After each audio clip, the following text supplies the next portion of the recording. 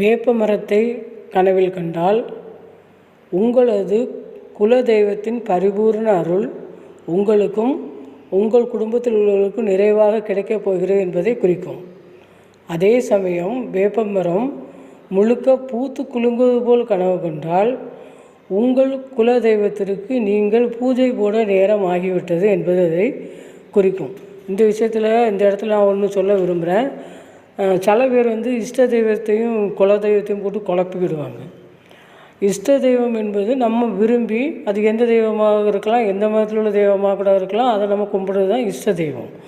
அதே இது குலதெய்வம்னா அப்படி கிடையாது. குலதெய்வம் என்பது நமது வம்சாவளியில் நமது மூதாதையர் 3 தலைமுறை 4 தலைமுறை 5 தலைமுறைக்கு முன்னே நமது இரத்த வழி சம்மந்தப்பட்ட நம்முடைய மூதாதையரை வச்சு நம்ம குடும்பத்தில் கும்பிட்டு வந்துருப்பாங்க. அவங்க தான் குலதெய்வம்.